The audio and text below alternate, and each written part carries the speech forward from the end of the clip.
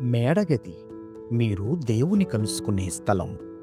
1953 సంవత్సరం నుండి నేటి వరకు, అనగా గత 72 సంవత్సరాలుగా నిరాటంకంగా ప్రచురితమవుతూ 3 తరాల ప్రజలను విశ్వాసంలో అనుదినము బలపరుస్తున్న ధ్యానాలు ఇప్పుడు యూట్యూబ్లో మీకోసం. వీక్షించండి, విశ్వాసంలో దినదినము వర్ధిల్లండి.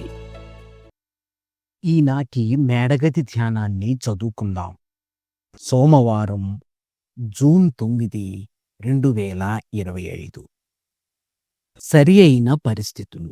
ఈనాటి ధ్యానాంశం సరి అయిన పరిస్థితులు. ఈనాటి వాక్య భాగంగా సామెతలు 3వ అధ్యాయం 1 నుండి 6 వచనాల వరకు చదవండి. ఈనాటి ముఖ్య వచనం: నీ స్వబుద్ధిని ఆధారము చేసుకొనక నీ పూర్ణ హృదయముతో యెహోవా యందు నమ్మకముంచుము. సామెతలు 3వ అధ్యాయం 4వ వచనం.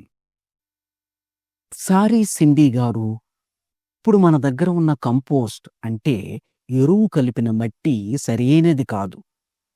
దీనిలో మీరు ఇప్పుడు సన్ఫ్లవర్ విత్తనాలు నాటితే అవి మొలకెత్తి పెరగకముందే చనిపోతాయి అని మా స్కూల్ స్టోర్ కీపర్ చెప్పాడు. ఆ మాటతో నాలో నిరుత్సాహం, చిరాకు నిండాయి.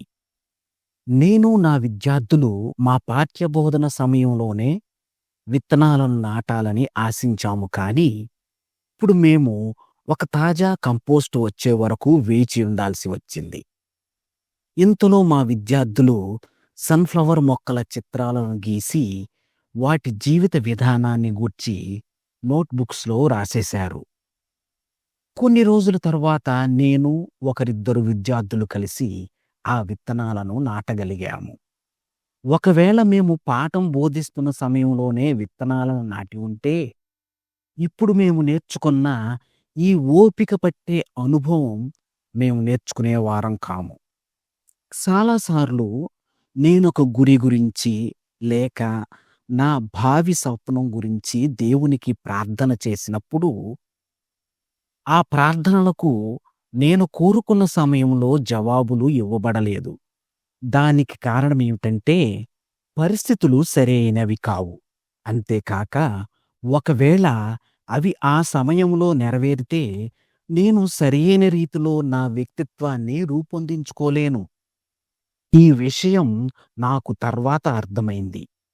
పరిస్థితులు సరియైనగా లేకపోతే మా సన్ఫ్లవర్ విత్తనాల్లాగే మన కలలు మరియు ఆశలు విఫలమవుతాయి.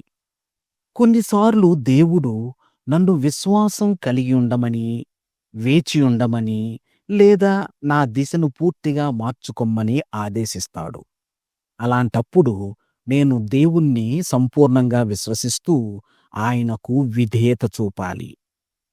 అది ఇంకా ఒక నేర్చుకునే క్రమంలోనే ఉంటుంది, కానీ దేవుని సహాయం ద్వారా నేను నా విశ్వాసంలోనూ అవగాహనలోనూ వృద్ధి చెందగలను. నేటి ధ్యానం: నేను విశ్వసించడం నేర్చుకుని దేవుని సమయానుసారంగా నడుచుకుంటాను.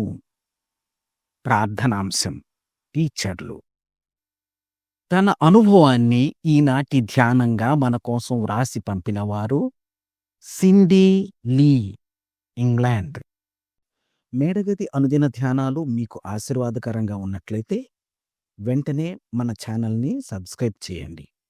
లైక్ చేయడం, షేర్ చేయడం మర్చిపోకండి. దేవుడు మిమ్మును దీవించునుగాక. ఆమేన్.